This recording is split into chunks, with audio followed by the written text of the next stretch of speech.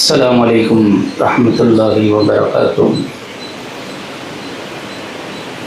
إن الحمد لله نعمده ونستعينه ونستغفره ونؤمن به ونتوكل عليه ونعوذ بالله من شرور أنفسنا ومن سيئات أعمالنا. من يهده الله فلا مضل له ومن يضلل فلا هادي له. وأشهد أن لا إله إلا الله وحده لا شريك له وأشهد أن محمدا عبده ورسوله. أما بعد. يا أيها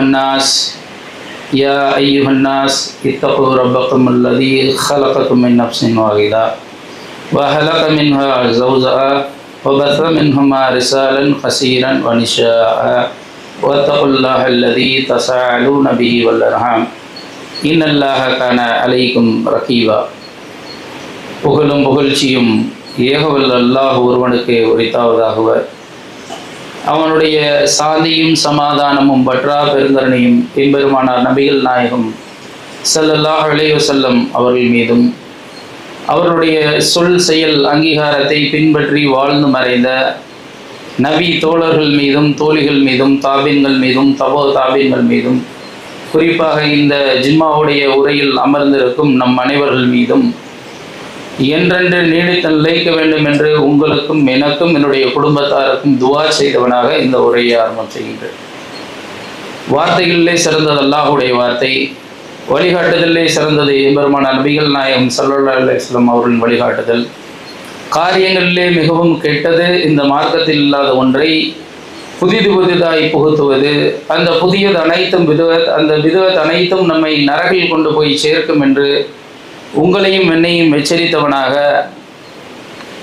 ஒவ்வொரு ஜிம்மாவுடைய சொற்பொழிவிலும் அல்லாஹ்வுடைய தூதர் இந்த செய்தியை மக்களுக்கு எச்சரித்தவர்களாக ஆரம்பம் செய்வார்கள். அதன் அடிப்படையிலே நானும் உங்களை எச்சரிக்கை செய்தவனாக இதா குல்த லிஸ்ஸாயிபிக அன்சித் யௌமல் ஜுமாஅத்தி வல் இமாமி குதுபுஹு. எவர் ஒருவர் இமாம் மெம்பரின் மீது ஏறிய பின்பு அருகில் இருக்கின்ற தங்கள் தோழரிடத்திலோ அல்லது தோழிகளிடத்திலோ வாயை மூடு அல்லது மௌனமாக இரு என்று கூறினாலும் ஃபகத் லஅவுத, நீங்கள் வீணான காரியத்திலே ஈடுபட்டு விட்டீர்கள், நாளை மறுமையிலே அந்த பலனை அல்லாஹ்விடத்திலே எதிர்பார்க்காதீர்கள் என்ற எச்சரிக்கை ஊட்டிய அந்த செய்தியை நாமும் நம்முடைய நினைவில் வைத்தவர்களாக இந்த ஜிம்மாவுடைய முழு பலனை அடைய வேண்டும். இன்று நாம் பார்க்க இருக்கக்கூடிய தலைப்பு நாமும் நமக்கு வழங்கப்பட்ட அருளப்பட்ட பொருளாதாரமும் என்ற தலைப்பு எடுக்கப்பட்டுள்ளது. இந்த தலைப்பினுடைய நோக்கம் சமகாலங்களில் நடக்கின்ற எண்ணற்ற செய்திகளை பார்க்கும்போது மனிதன் எவ்வளவுதான் படைத்த ரப்புல் ஆலமீன் பொருளாதாரம் வழங்கப்பட்டாலும் அந்த பொருளாதாரத்தின் மோகத்தின் காரணமாக, ஆசையின் காரணமாக அவனும் சீரழிந்து தன்னுடைய குடும்பத்தையும் சீரழித்து விடுகின்றான். கடந்த 3-4 மாதங்களுக்கு முன்பு தொலைக்காட்சியில் எல்லாரும் பார்த்துக்கலாம், சென்னையை சேர்ந்த ஒரு இஸ்லாமிய குடும்பம் சுற்றுலா செல்வதற்காக தங்களுடைய குடும்பத்தாரோடு சென்று திருநெல்வேலி அருகிலே ஒரு ஒதுக்குப்புறமான இடத்துல அந்த வாகனத்தை நிப்பாட்டி தானும் தன்னுடைய குடும்பத்தாரோடு பெட்ரோலை ஊற்றி எரித்து இறந்த சம்பவம். அப்ப இஸ்லாமிய சமுதாயம் ஒன்று இப்படி இறந்து போகிறது என்றால் மார்க்கம் இல்லை என்றுதான் அர்த்தம். இதான் அடிப்படை. ஏன்னா மறுமையில் அவன் அப்படித்தான் எழுப்பப்படுவான். எப்படி அவன் இந்த உயிரை, இறைவன் கொடுத்த உயிரை மாய்த்துக் கொள்கின்றானோ அதே போலதான் நாளை எழுப்பப்படுவான். காரணம் இந்த உலகத்தினுடைய மோகம், பொருளாதாரம். அதே போல ஒரு 1.5 மாதங்களுக்கு முன்பாக என்னுடைய பகுதியிலே, கூடுவாஞ்சேரியில எங்க பகுதியில ஒரு தாயோடு சேர்ந்து 2 குழந்தைகளோடு கிணற்றில் விழுந்து மௌத்தாராங்க. அடுத்த நாள் ஜும்மா நம்ம பள்ளிக்கு தான் வர்றேன். முந்தின நாள் வியாழக்கிழமை இரவு நடக்குது, சாயந்தரம் போல. காரணம், கணவன் வாங்கிய பொருளாதாரம் தலைக்கு மேல் சென்று கணவன் மௌத்தாகி அந்த பொருளாதாரத்தை அந்த பெண்ணால் அடைக்க முடியவில்லை. வீட்டு வாசல்ல கடன்காரன் ஃபுல்லா வந்து வாசல்ல நிற்கிறான். வேற வழியின்றி 2 பச்சிலம் குழந்தைகளோடு கிளத்தில் விழுந்து மௌத்தாராங்க. அப்போ இதெல்லாம் எதை காட்டுகிறது என்றால் இந்த பணத்தினுடைய மோகம், ஆசை இந்த மனிதனுக்கு விடவில்லை. இந்த அளவு பத்தாது, இன்னும் வேணும். அந்த பணத்தை, அந்த பொருளாதாரத்தை பற்றி படைத்த ரப்புல் ஆலமீன் அல்லாஹ்வுடைய தூதர் முதல்ல ஒரு செய்தியை பதிவு பண்றாங்க. ஒரு மனிதன் வளர்ந்து கொண்டு வரும்போது 2 ஆசைகள் அவனோடு சேர்ந்து வளர்ந்து கொண்டே வருகின்றது. ஒன்று, நீண்ட நாள் வாழ வேண்டும். ஒன்று ஆசை. யாராவது இப்ப மௌத்தா போயிடும்னு ஆசைப்படுவோமா? பாய் இன்னும் ஒரு 10 வருஷம் தள்ளி போட்டா நல்லா இருக்கும். 90 வயதில் இருக்கக்கூடிய நபர் இன்னும் ஒரு 5 வருஷம் தள்ளினா நல்லா இருக்கும், 10 வருஷம் தள்ளினா நல்லா இருக்கும். ஏன்? நீண்ட நாள் வாழ வேண்டும் என்று ஆசை. இல்லைன்னா ஆஸ்பத்திரிக்கே போக தேவையில்லை, வீட்டிலே இருந்துருவாரு. அடுத்து பொருளாதாரம். ஆசை வளர வளர பொருளாதாரம் எனக்கு அதிகரித்து கொண்டே இருக்க வேண்டும். பொருளாதார ஆசை இந்த மனிதனை விடவே விடாது. இந்த 2 ஆசை தொடர்ந்து கொண்டே இருக்கும். இந்த 2 ஆசையை பற்றி அதுல முக்கியமாக இன்றைய உரையிலே இந்த பொருளாதாரத்தை பற்றி நாம் பார்க்க இருக்கின்றோம். அது அல்லாஹ் என்ன சொல்றான் தன்னுடைய திருமறையிலே? சூரா ஜும்மாவுடைய அத்தியாயத்திலே அல்லாஹ் 10வது வசனத்துல சொல்லி காட்டுகின்றான். ஃபைதா குலியத்தி ஸலாத ஃபஅன்தஸிரு ஃபில் அர்லி வப்தஹு மின் ஃபல்லில்லாஹ். நீங்கள் இந்த ஜும்மாவுடைய தொழுகையை முடித்து விட்டால் அல்லாஹ்வுடைய அருளை தேடி விரைந்து செல்லுங்கள். ஒரு இடத்துல அல்லாஹ் சொல்றான், இந்த பொருளாதாரம் அருள் என்று பதிவு செய்கின்றான். இது அல்லாஹ்வுடைய அருள், மாற்று கருத்தே இல்லை. அப்படி கொடுக்கப்பட்ட அருளை பற்றி அல்லாஹ் சூரா அல் அன்ஃபால்ல சொல்லி காட்டுகின்றான். வஅலமு அன்னமா அம்வாலஹும் வஅவுலாதுஹும் ஃபித்னது வஅன்னல்லாஹ இதா அஜ்ரன் அலீமா இந்தஹு அஜ்ரன் அலீமா. உங்களுக்கு வழங்கப்பட்ட இந்த பொருளாதாரமாக இருக்கட்டும், அல்லது குழந்தை செல்வமாக இருக்கட்டும், பொருள் செல்வமாக இருக்கட்டும், இவை அனைத்தும் இந்த உலகத்தின் உங்களுக்கு கொடுக்கப்பட்ட சோதனையை தவிர வேறு ஒன்றும் இல்லை. அல்லாஹ்விடத்தில் இருக்கின்ற கூலியே ஆக சிறந்தது என்று அல்லாஹ் அந்த வசனத்திலே முடிக்கின்றான். அப்ப அல்லாஹ் இந்த பொருளாதாரத்தை பற்றி பேசும்போது 2 கருத்துக்களை பதிவு செய்கின்றான். ஒன்று அருள் என்று சொல்கின்றான், மற்றொன்று உங்களுக்கான சோதனை. அப்போ இந்த சோதனையை பொறுத்தவரை இந்த பொருளாதாரம் என்பதே மிகப்பெரிய சோதனை.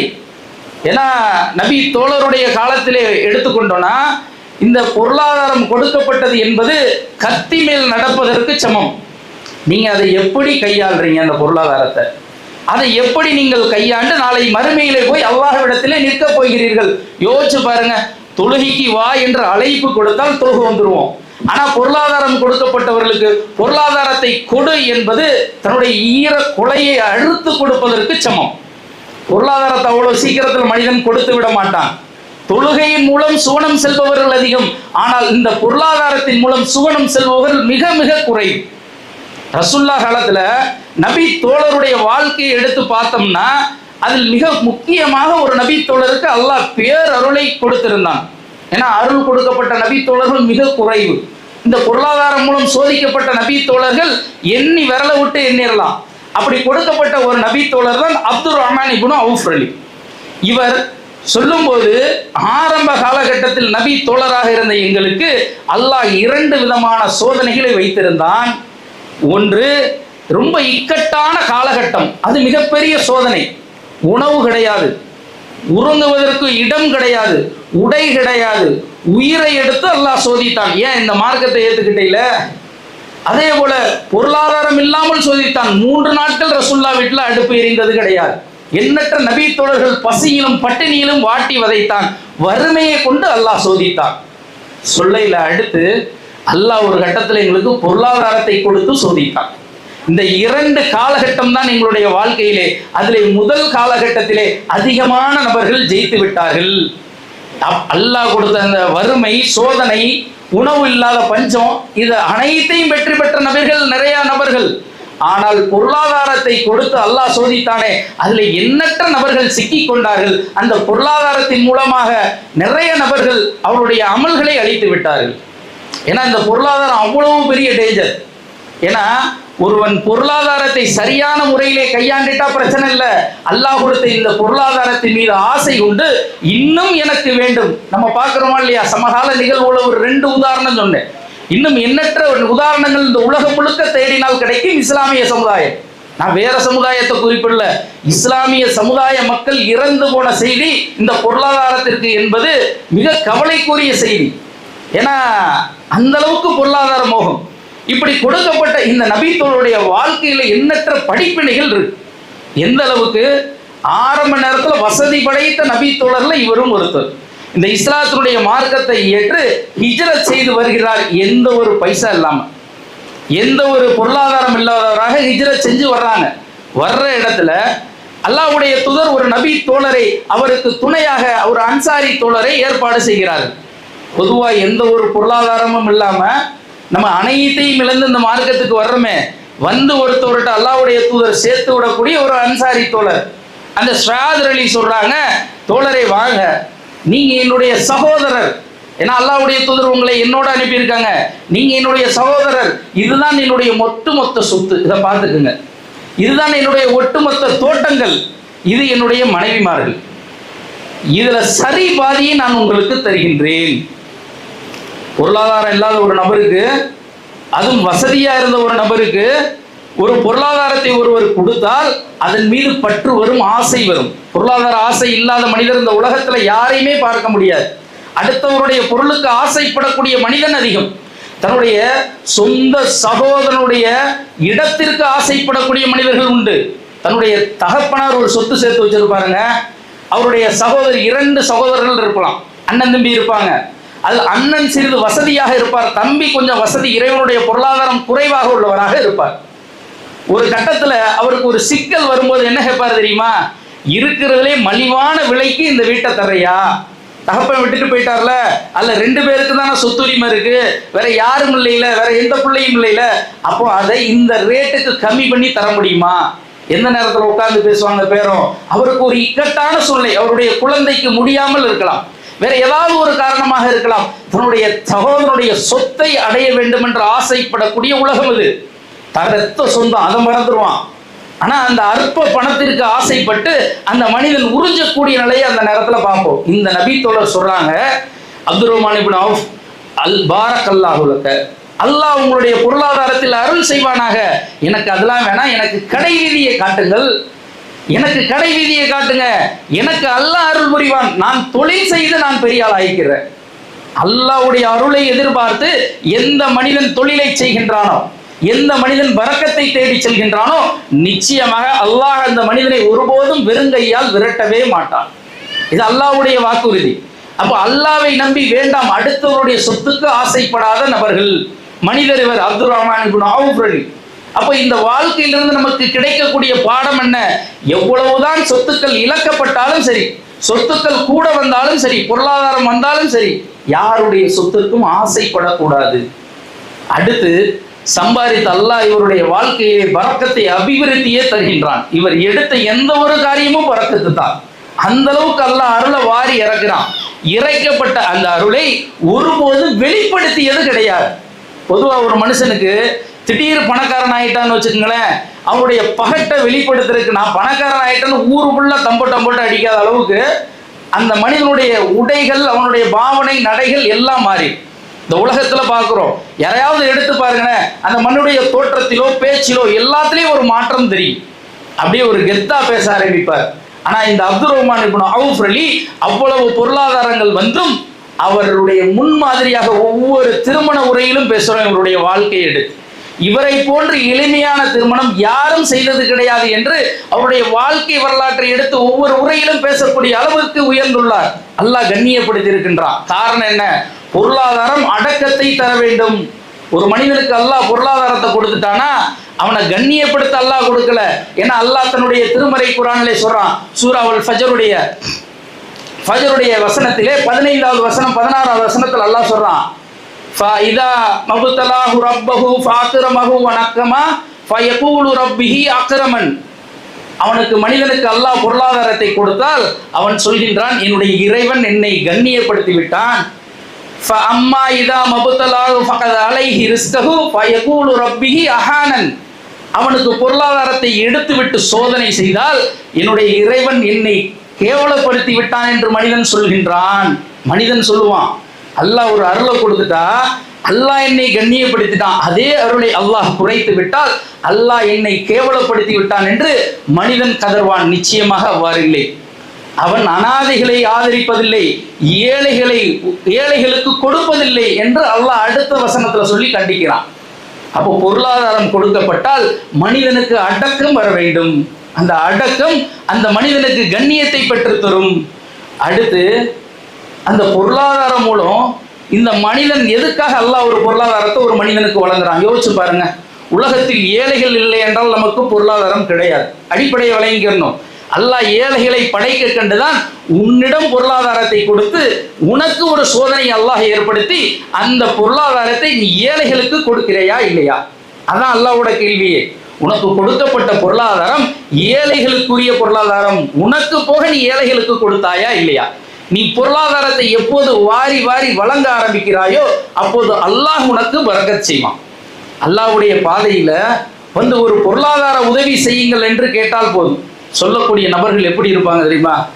போன மாசம் தான் வாங்கினீங்க, அதுக்குள்ள இந்த மாசம் என்ன பிரச்சனைன்னு தான் கேட்பாங்க. பள்ளியில என்னன்னு கேட்க மாட்டாங்க. இதே தன்னுடைய வீட்டிலே ஒரு பகுதி ஓட்டை, ஒரு கூறல், ஒரு சின்ன ஒரு ஒழுகல் இருந்தாலும், ஒரு தண்ணி அடி மழை பெஞ்சு தேங்கி ஒரு சைடு சவர்ல வந்தாலும் அதை சரி செய்ய அவர் எடுக்கின்ற முயற்சி இருக்கு இல்லையா? எத்தனை எக்ஸ்பர்ட்டை கூட்டிட்டு வந்து செக் பண்ணுமோ செக் பண்ணிடுவார். இதே பள்ளியிலே அது போன மாசம் தானே சரி செஞ்சோம், திருப்பி அந்த இடத்துல என்ன ஏன் சரியா பார்க்கலையா, நிர்வாகிகளை திட்டுவார். பொருளாதாரம் கொடுத்திருக்காருல்ல, அதனால நிர்வாகிகளை திட்டக்கூடிய மனிதர்கள் உண்டு. நாம் எல்லாரையும் சொல்லல, சில மனிதர்கள் இருக்கிறார்கள். பொருளாதாரத்தை உங்களிடம் கேட்டு வருகிறார்கள் என்றால் காரணம் அல்லாஹ் உங்களுடைய கையிலே பொருளாதாரத்தை கொடுத்திருக்கின்றான். இல்ல அவங்க கேட்டு வர போறதுல மற்றவங்கள்ட்ட போய் நிற்கிறாங்களா? கிடையாது. அது அல்லாஹ் கொடுத்த பொருளாதாரத்தை நீங்கள் பயன்படுத்துகிறீர்கள், அல்லாஹ்வுடைய பாதையிலே வழங்குகிறீர்களா இல்லையா? ஆனால் அல்லாஹ் இந்த நபித்தோழருக்கு பொருளாதாரம் மூலம் இல்ல, உயிரை வைத்து சோதிக்கிறான், பரிசிக்கிறான். அனைத்து நபித்தோழருக்கும் யோசிச்சு பாருங்க. பத்ருடைய களத்திலே கலந்து கொண்ட நபித்தோழர், 10 நபித்தோழர்கள் சொர்க்கவாசி என்று கூறப்பட்ட 10 நபித்தோழர்களில் ஒருவர். உஹதுடைய யுத்த களத்துல கிட்டத்தட்ட 20 காயங்கள் ஏற்படுது இந்த நபித்தோழருக்கு. அதன் காரணமாக தன்னுடைய காலிலே ஏற்பட்ட அந்த காயத்தை இந்த நபித்தோழர் அதை சரி செய்ய வேண்டும் என்று ஆசைப்படவில்லை. அவருக்கு இருந்த பொருளாதாரத்தை வச்சு அவருடைய கால்களை சரி செய்திருக்கலாம், ஆனால் அதற்கு ஆசைப்படவில்லை. காரணம் என்ன தெரியுமா? வரலாற்று ஆசிரியர்கள் எழுதும்போது சொல்கிறார்கள், எவர் ஒருவர் அல்லாஹ்வுடைய பாதையிலே சென்று நோன்பு வைத்த நிலையிலே போர் செய்ய செல்கிறாரோ அவர் எடுத்து வைக்கின்ற ஒவ்வொரு அடிக்கும் அல்லாஹ் 40 வருடம் அவருடைய முகத்தை நரகத்தை விட்டு தூரமாக்குகின்றான். அல்லாஹ் நரகத்தை விட்டு தூரமாக்கக்கூடிய காரியங்கள் என்று ஒரு பட்டியல் உண்டு. எவர் ஒருவர் தனிமையிலே இறைவனுக்காக அழுது துவா செய்கிறாரோ, இறைவனை நினைத்து அழுகிறாரோ அந்த கண்களை நரகம் தீண்டாது. யார் தொழுகையிலே அல்லாஹ்விற்காக சுஜூது செய்கின்றாரோ அவருடைய நெற்றியை நரகம் தீண்டாது. இப்படி ஒரு பட்டியல் உண்டு. அந்த பட்டியலிலே நாளை மறுமையிலே எழுப்பப்படும் போது நான் காலிலே இறைவனுடைய பாதையிலே வெட்டுப்பட்டவனாக அல்லாஹ்விடத்திலே எழுப்பப்பட வேண்டும். ஏன்னா இந்த உஹதுடைய யுத்த காலத்துல ரசூலுல்லாஹ் ஒரு விஷயத்தை ஞாபகம் பண்ணுவாங்க. என்ன விஷயம்? அவருடைய சிறிய தந்தை மரணிச்சிருப்பாங்க, ரொம்ப வெட்டுக்காயங்கள் பட்டு மரணித்திருப்பாங்க. மரணித்திருக்கும் போது சொல்லுவாங்க, என்னுடைய குடும்பம், முக்கியமாக என்னுடைய குடும்பத்தார் கவலைப்படவில்லை என்றால் என்னுடைய சிறிய தந்தையுடைய உடலை இந்த உஹதுடைய யுத்த மலையின் அருகிலே போட்டு விட்டிருப்பேன். அவருடைய உடல்களை விலங்குகளும் பறவைகளும் கொத்தி தின்று நாளை மறுமையிலே அல்லாஹ் அழைக்கும் போது அந்த விலங்குடைய பறவைகளுடைய வயிற்று பகுதியிலிருந்து வெளிப்படுவதை நான் பார்க்க ஆசைப்படுகின்றேன் என்று சொல்லுவாங்க. அப்ப அந்த அளவுக்கு கண்ணியம் பொருந்தியது அது நாளை மறுமையிலே. ஆனால் அல்லாஹ் அதை தடை செய்து விட்டான். காரணம், ஒரு ஜனாசா மௌத்தாயிட்டா அதை அடக்கம் செய்யணும், இந்த மார்க்கத்திற்கு இட்டப்பட கட்டளை. ஆனால் அப்படிப்பட்ட கண்ணியத்தை பெற்று தர வேண்டும் என்று அந்த நபி தோழர் எவ்வளவு வசதி இருந்தாலும் சரி அல்லாஹ்வுடைய பாதையிலே நான் சென்று போராடி ஷஹீதாக வேண்டும் என்று ஆசைப்பட்ட ஒற்றை காரணத்திற்காக அவருக்கு கொடுக்கப்பட்ட கண்ணியம் இது. அல்லாஹ் நாளை மறுமையிலே கண்ணியப்படுத்துவான். அதே போல அவருக்கு கொடுக்கப்பட்ட பொருளாதாரத்தை வாரி வாரி வழங்குகிறார். எந்த அளவுக்குனா ரசூலுல்லாஹ் தபூக்குடைய யுத்த களத்துக்கு அழைக்கிறாங்க, எல்லாரும் பொருளாதார உதவி செய்யுங்க, போய் தன்னுடைய சொத்திலே அப்படி சரி பாதி எடுத்துட்டு வந்து கொடுக்குறாருங்க. யாராவது செய்வோமா? பள்ளிக்கு ஒரு உதவிண்டா இருக்கிறதுலே யார் அதிகமா போட்டிருக்கான்னு கேட்டு அதை விட கொஞ்சம் கூட எழுதக்கூடிய நபர் இருப்பாங்க, இல்ல அதை விட குறைவாக எழுதக்கூடிய நபர் இருப்பாங்க. ஆனால் தன்னுடைய சொத்திலே சரி பாதியை எடுத்துட்டு வந்து கொடுக்கக்கூடிய நபருடைய உள்ளம் எந்த அளவுக்கு இருக்கும்? என்னுடைய இறைவன் எனக்கு அருள் செய்வான். அதே போல அல்லாஹ் அருள் செய்கின்றான். ரசூலுல்லாஹ் கேட்கிறாங்க, அப்துர் ரஹ்மான் இப்னு அவுஃப், எப்படி இருக்கீங்க, உங்க குடும்பம் எப்படி இருக்கு? அல்லாஹு அக்பர், அல்லாஹ்வுடைய தூதரே, நான் எதை கை வைத்தாலும் அல்லாஹ் அதிலே பரக்கத் செய்கின்றான், எதை தொட்டாலும் அல்லாஹ் எனக்கு பரக்கத்தா இருக்கான். எந்த அளவுக்கு தெரியுமா? ஒரு உதாரணத்தை சொல்றாங்க, ஒரு கல் பாறையை நான் திருப்பினாலும் புரட்டி போட்டாலும் அதன் அடியிலே தங்கமோ அல்லது வெள்ளியோ இருப்பதை போன்ற அளவிற்கு எனக்கு அல்லாஹ் என்னுடைய தொழிலிலே பறக்கச் செய்கின்றான். ஆனா சமகாலத்துல நமக்கு தெரிந்த வசதி படைத்த நபர்கிட்ட போய் கேட்டு பாருங்க, எப்படி இருக்கீங்க, அல்லாஹ்ட்ட துஆ செய்யுங்க, அல்ஹம்துலில்லாஹ் ஏதோ போய்கிட்டு இருக்கு பாய். வாயில வரக்கூடிய வார்த்தை இது. ஏதோ நம்ம ஜும்மாவுடைய வசூல்ல உள்ள உண்டியல் எடுத்து அவருக்கு கொடுக்கணுமோங்கிற அளவுக்கு அவர் பேசுவார். அல்லாஹ்வுடைய வார்த்தை, அல்லாஹ் கொடுத்த நியாமத்தை வெளிப்படுத்துவது கிடையாது. ஏன் வந்து வாங்கிக்கிடுவாங்களா மக்கள்? வாங்கிட்டு போறாங்க, கொடுங்க. யார் ஒருவர் குறைந்தபட்சம் தன்னுடைய உள்ளத்திலே நான் ஒரு நாளாவது ஒவ்வொரு தினமும் என்னுடைய பொருளாதாரத்திலிருந்து யாருக்காவது உணவு வழங்க வேண்டும், அல்லது என்னுடைய பொருளாதாரத்திலிருந்து யாருக்காவது ஒரு ஏழைக்கு தர்மம் செய்ய வேண்டும் என்ற எண்ணம், சிந்தனை ஒரு மனிதனுடைய உள்ளத்திலே வந்தால் அந்த மனிதன் எந்த ஒரு தியாகத்தையும் செய்து விடுவான். ஆரம்பத்தில் நான் சொன்னேன் இல்லையா, தர்மம் செய்வது என்பது ஈரக்குலையை அறுத்து கொடுப்பது போல. தொழுகைக்கு வா என்றால் வந்துருவான் மனுஷன். ஆனால் இந்த தர்மம் செய்யும் சொல்லி பாருங்களேன், அவ்வளவு சீக்கிரத்துல தர்மம் செய்ய மாட்டார்கள். அதனுடைய வெளிப்பாடு அப்துல் ரஹ்மான் இப்னு அவுஃப் ரலியுடைய வாழ்க்கையில ஒரு சம்பவம் நடக்குது.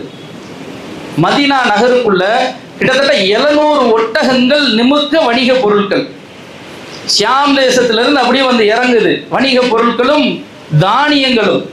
இதை பார்த்த ஒட்டுமொத்த மதீனாவும் என்ன ஏதோ ஒரு நில அதிர்ச்சி போன்று இருக்கின்றது. ஆனா ஆயிஷா அலி கேட்கிறாங்க, என்ன ஒரு சத்தம் வெளியே? 700 ஒட்டகம் ஒரு ஊருக்குள்ள வருதுன்னா ஒரு 10-20 மாடு நம்ம தெருவுல போகுதுனாலே இவ்வளவு பெரிய கூட்டம் போதுமோ? யோசிச்சு பாருங்க, கற்பனையே மெட்டாது 700 ஒட்டகம் நிமிக்க வணிக பொருட்கள். இதை பார்த்துட்டு கேட்கிறாங்க அன்னை ஆயிஷா அலி ஒரு தோழரை அழைத்து, இது யாருடைய ஒட்டகம்? இதுதான் அப்துல் ரஹ்மான் இப்னு அவுஃப் அவருடைய வணிக ஒட்டகம், வணிக பொருட்களோடு மதீனாவுக்குள்ள போகுது. அப்படியா? அல்லாஹ்வுடைய தூதர் சொல்லை நான் கேட்டிருக்கிறேன். என்ன சொல்? அல்லாஹ்வுடைய தூதர் சொல்லியிருக்காங்க, நாளை மறுமையிலே அப்துல் ரஹ்மான் இப்னு அவுஃப் ரலி அவர்கள் அல்லாஹ்விடத்திலே கொடுக்கப்பட்ட பொருளாதாரத்திற்காக விசாரிக்கப்படுவார்கள். இந்த பொருளாதாரத்திற்காக விசாரிக்கப்பட்ட ஒரு நபி தோழர், முன்பின் பாவம் மன்னிக்கப்பட்ட நபி தோழர். காரணம், இந்த பொருளாதாரம். அந்த அளவுக்கு கேள்வியை நாளை மறுமையிலே அல்லாஹ் துளைத்து எடுத்து விடுவான். இந்த செய்தியை அந்த நபர் போய் அப்துல் ரஹ்மான் இப்னு அவுஃப் ரலியிடம் சொன்ன உடனே விரைந்து வர்றாங்க, அன்னை ஆயிஷா ரலியே, தாயே நீங்க கூறியது உண்மை, அல்லாஹ்வுடைய தூதர் என்னை பற்றி இப்படி கூறினார்கள். ஆம் கூறினார்கள். உடனே சொல்கிறார்கள், நீங்களும் என்னுடைய படைத்த ரப்புல் ஆலமீனும் சாட்சி. இந்த ஒட்டுமொத்த ஒட்டகத்தையும் ஒட்டகத்தில் உள்ள வணிக பொருட்களையும் அப்படியே அல்லாஹ்வுடைய பாதையிலே இந்த மதீனா மாநகரத்தில் உள்ள அனைத்து ஏழைகளுக்கும் நான் தர்மம் செய்து விடுகின்றேன். அதற்கு நீங்கள் சாட்சி என்னுடைய ரப்பிடம். ஒட்டுமொத்த வணிக பொருட்களையும் அப்படியே தர்மம் செய்யறாங்க. யோசிச்சு பாருங்க, கற்பனை கூட பண்ண முடியாதுங்க. முன்பின் பாவம் மன்னிக்கப்பட்ட ஒரு நபி தோழர். ஏன்னா யார் ஒருவர் பத்ருடைய களத்திலே கலந்து கொள்கிறாரோ அவருடைய பாவம் மன்னிக்கப்பட்டு விட்டது. அப்படிப்பட்ட நபி தோழர் இறைவன் கொடுத்த பொருளாதாரத்தின் காரணமாக நாளை மறுமையிலே அல்லாஹ்விடத்தில் எந்த ஒரு கேள்வியும் கேட்டுவிடக்கூடாது என்று அஞ்சினார். அதனுடைய வெளிப்பாடு தர்மம் செய்கிறார். அப்ப நம்முடைய வாழ்க்கையில தர்மம் செய்யறதுக்கு யோசிக்கிறோம். அன்னை ஆயிஷா அலியிடம் ஒரு தாய் 2 பெண் குழந்தைகளோடு வர்றாங்க. அவங்களுடைய வீட்டுல 3 நாளுக்கு மேல் அடுப்பு எரிந்தது கிடையாது. இருந்த 3 பேரிச்சம்பழங்களை கொடுக்கிறாங்க.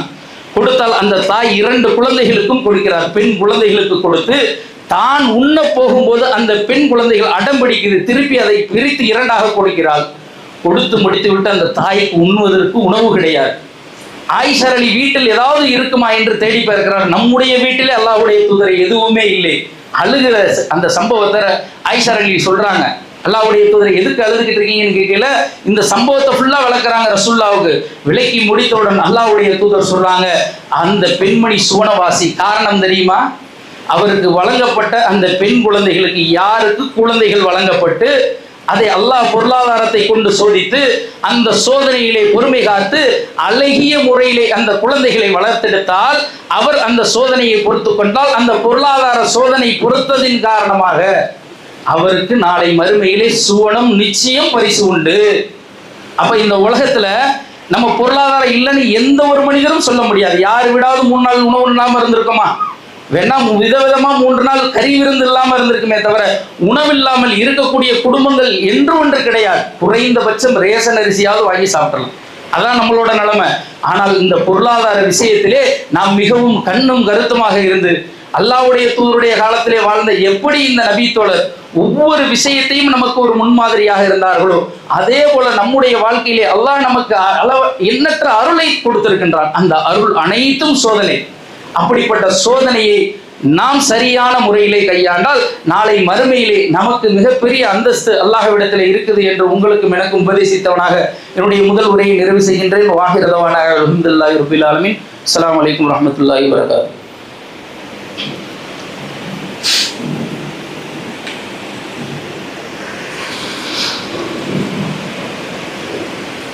அல்ஹம்துலில்லாஹி ரப்பில் ஆலமீன். புகழ் அனைத்தும் அல்லாஹ் ஒருவனுக்கே என்று அவனை போற்றி புகழ்ந்தவனாக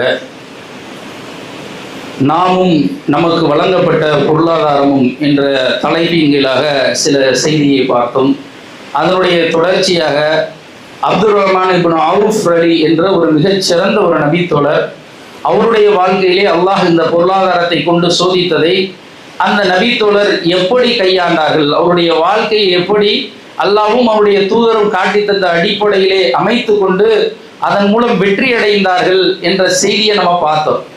அதனுடைய தொடர்ச்சியாக அவருடைய வாழ்க்கையில் நடந்த மற்றொரு சம்பவம் என்னன்னா, இந்த பொருளாதாரத்தை கொண்டு அல்லாஹ் நிச்சயம் நம்மை சோதித்திருக்கின்றான் என்று உணர்ந்த நபித்தோழர் அவர்.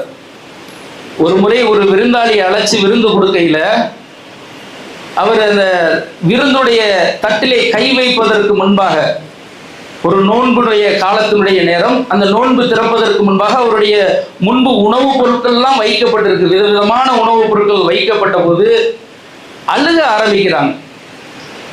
அழுக ஆரம்பித்து விட்டு அந்த நபித்தோழர் கேட்குறாங்க, எதுக்கு அப்துர் ரஹ்மான் இப்னு அவுஃபே தோழர்? அந்த தோழர் கேட்கல, எதுக்கு அழுகிறீங்கன்னு கேட்கல, ஆரம்ப காலகட்டத்தில் அல்லாஹ் எங்களை பல கட்டங்களாக சோதிச்சான் பொருளாதாரத்தை கொண்டு. அதில் நிறைய நபர்கள் வெற்றி பெற்று விட்டார்கள். அதில் ஒரு மிகச்சிறந்த ஒரு நபித்தோழர் யாருன்னா முஸாப் இப்னு உமைர் அலி. முஸாப் நானும் இஸ்லாத்தில் ஒன்றாக இணைந்தோம். முஸாப் இப்னு உமைர் அலி பார்த்தீங்கன்னா அவர் பெரிய வசதி படைத்த ஒரு நபித்தோழர். மதீனா மக்கா மாநகரிலே கிட்டத்தட்ட உயர்ந்த குலத்தை சேர்ந்த ஒரு நபித்தோழர். அவர் ஒரு வீதியில ஒரு வாசனை திரவியம் பூசி வந்தால் அந்த வீதியில அவர் தான் வந்துட்டு போயிருக்காருன்னு தெரியும். விதவிதமான ஆடைக்கு சொந்தக்காரர், 3 நேரமும் 3 விதமான உணவுகளை உண்ணக்கூடியவர், விதவிதமான அணிகளை அணியக்கூடியவர். இந்த இஸ்லாத்தை ஏற்றுக்கொண்ட ஒற்றை காரணத்திற்காக ஏகப்பட்ட சோதனைகளை அவர் உள்ளானார். அல்லாஹ் பல கட்டங்களாக அவரை சோதிச்சான். ஹிஜ்ரத் செஞ்சு வரையில உணவு கிடையாது உண்ண. அல்லாஹ்வுடைய தூதர் பட்டினி கிடந்தால் அவரும் பட்டினி கிடப்பார்கள். அல்லாஹ்வுடைய தூதரை யார் ஏசினார்களோ அந்த சபையில் அவரும் இருந்து அந்த ஏச்சுக்களை வாங்குவார். அப்படிப்பட்ட நபித்தோழர் உஹதுடைய யுத்த களத்திலே மரணிக்கும் போது கஃபன் ஆடை இல்லாமல் மரணித்தார்கள். ஒரே ஒரு மேல் ஆடை மட்டும்தான். மேல தலையை மூடினா காலு தெரியும், காலை மூடினால் தலை தெரியும். ரசூல்லா இறுதியாக எதுகிர் புல்ல வச்சு காலை மறைச்சு தலையை கஃனிட்டு அவரை அடக்கம் செய்தார்கள். நான் நினைக்கிறேன் அப்துர் ரஹ்மான் இப்னு அவுஃப் அலி அவர்களெல்லாம் பார்த்தீங்கன்னா அல்லாஹ் பேர் அருளை கொடுத்து பின்பு சோதனைகளை கொடுத்து அவர் உயிரை கைப்பற்றினான். எனக்கு அல்லாஹ் ரப்புல் ஆலமீன் இந்த உலகத்திலே அனைத்து அருள்களையும் வழங்கி நாளை மறுமையிலே எந்த ஒரு அருளுக்கு சொந்தக்காரன் இல்லாமல் ஆக்கி விடுவானோ என்று நான் அஞ்சுகின்றேன். அச்சம் எதுல வருது? உலகத்திலே அல்லாஹ் பொருளாதாரத்தை கொடுத்து கொடுத்து நாளை மறுமையிலே என்னுடைய அனைத்து வசதிகள், இந்த உலகத்தில் கொடுக்கப்பட்ட அந்த இன்பங்கள் நாளை மறுமையிலே எனக்கு கிடைத்து விடாதோ என்று நான் அஞ்சுகின்றேன். அந்த அளவுக்கு அல்லாஹ் எனக்கு பொருளாதார வசதியை கொடுத்திருக்கிறான். இதை நினைத்து நான் வருத்தப்படுகின்றேன். வருந்தணும். நமக்கு கிடைக்கப்பட்ட பொருளாதாரம் என்பது நம்மை கண்ணியப்படுத்தல்ல. ரசூலுல்லாஹ்ட்ட ஒரு தோழர் வந்து கேட்கிறார்கள், அல்லாஹ்வுடைய தூதரே, நான் செய்யக்கூடிய ஒரு அமல் அல்லாஹ்விடத்திலே சிறந்ததாக இருக்க வேண்டும், மனிதர்களிடத்திலே சிறந்ததாக இருக்க வேண்டும். ரசூலுல்லாஹ் பதில் வைக்கிறாங்க, அல்லாஹ்விடத்திலே சிறந்தது என்றால் நீங்கள் இந்த துன்யாவை வெறுத்து வாழுங்கள். மனிதர்களிடத்திலே நீங்கள் சிறந்த மனிதராக இருக்க வேண்டும் என்றால் மற்றவருடைய பொருளாதாரத்தின் மீது ஆசை மோகம் கொள்ளாதீர்கள் ஒருபோதும். அது உங்களை சிறந்தவனாக்கும். ஆக இந்த உலகத்தில் வாழும்போது அல்லாஹ்வுடைய தூதர் சொல்றாங்க, வலோபி ஷிக்கி தம்ராத், ஒரு பேரிச்சம்பள துண்டையேனும் ஒவ்வொரு நாளும் தர்மம் செய்து நம்மையும் நம்முடைய குடும்பத்தாரையும் நரக நெருப்பில் இருந்து பாதுகாத்துக் கொள்ள வேண்டும். அதுதான் சிறந்தது. இதை நம்முடைய வாழ்க்கையிலே கடைபிடித்து நாளை மறுமையிலே வெற்றி அடைந்தவர்களாக அல்லாஹ் உங்களையும் என்னையும் ஆக்கி அருள் செய்ய வேண்டும் என்று கூறி இந்த உரையை நிறைவு செய்கின்றேன். வாஹிர தவானாக அல்ஹம்துலில்லாஹி ரப்பில் ஆலமீன். அஸ்ஸலாமு அலைக்கும் வரஹ்மத்துல்லாஹி வபரகாத்துஹு.